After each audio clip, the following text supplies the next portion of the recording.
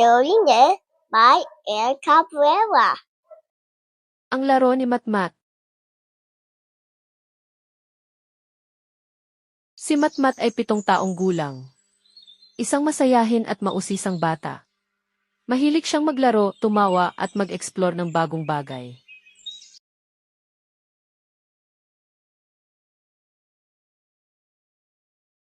Sa lahat ng games, may isa siyang paborito, ang Roblox.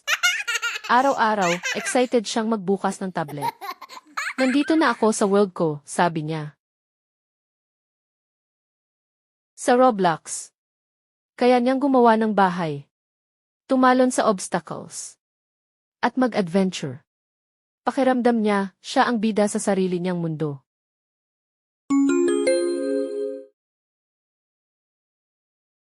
Matmat, kain na.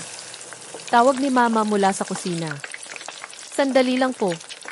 Sagot niya nang hindi tumitingin.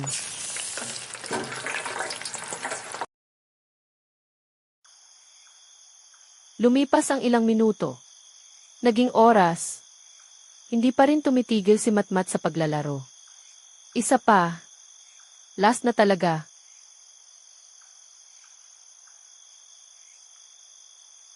Lumapit si Mama at marahang hinawakan ang balikat niya. Matmat, sobra na ang laro mo, sabi niya. Kailangan mo ring magpahinga at kumain.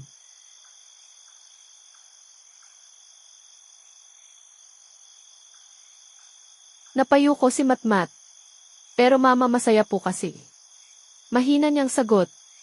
Umupo si Mama sa tabi niya.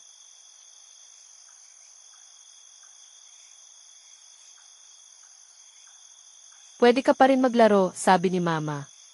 Pero hindi dapat puro laro lang.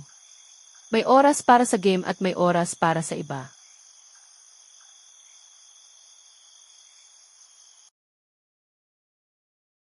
Napaisip si Matmat.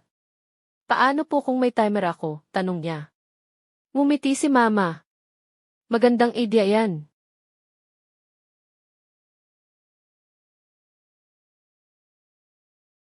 Kinabukasan, naglaro ulit si Matmat. May nakita siyang bagong game.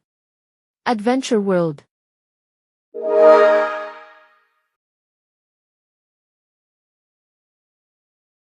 Pinindot niya ito at biglang.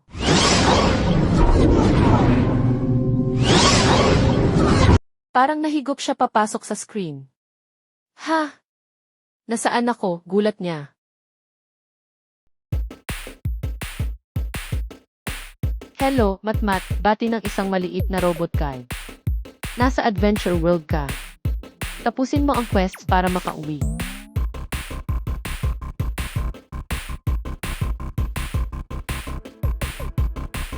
Medyo kinabahan si Matmat. Pero naalala niya ang sinabi ni Mama. Sige, gagamitin ko ang isip ko.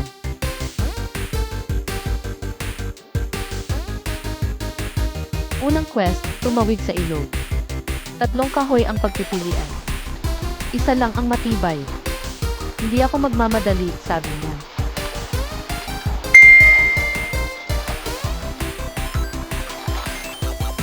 Tinapakan niya ang una.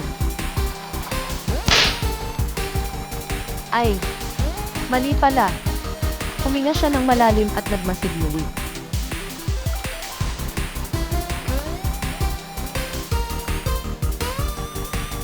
Napansin niya ang isang kahoy na mas makapal at hindi gumagalaw.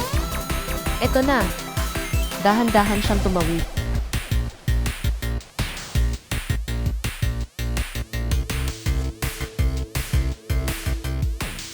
Yay! Nakatawid ako, sigaw niya. Mag-isip muna bago kumilos, sabi niya sa sarili.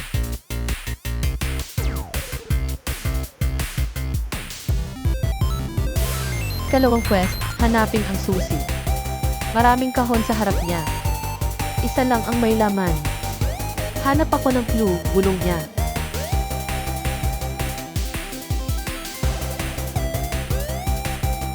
May nakita siyang maliit na star sa isang kahon. Parang ito ang hint. Binuksan niya.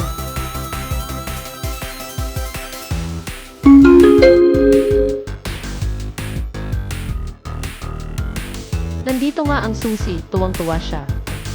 Importante pala ang pagtingin sa detalye.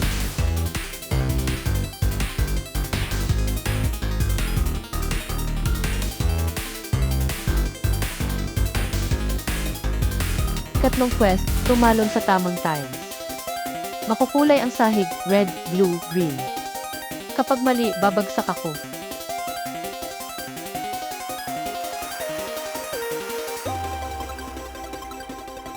Naalala niya ang pattern.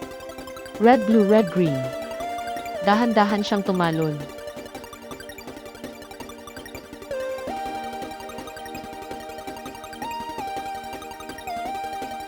Final quest, ayusin ang tulay. Pinagdugtong-dugtong niya ang mga piraso. Minsan mali pero hindi siya sumuko.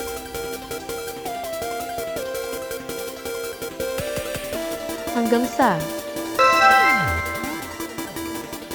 nabuo ang tulay.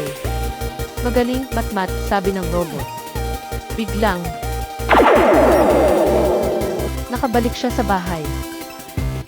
Umiti si Matmat habang nakatingin kay Mama. Maglalaro pa rin po ako pero hindi na po sobra. Ngumiti si Mama. Magaling, Matmat. Lalong sumasaya kapag marunong makinig at umunawa. At mula noon, natutunan ni Matmat ang tamang balanse. May oras sa paglalaro at may oras para sa pamilya, pahinga at pagtulong. Ikaw, ano ang gagawin mo bago ka maglaro? Thank you for watching. Like, share, and subscribe.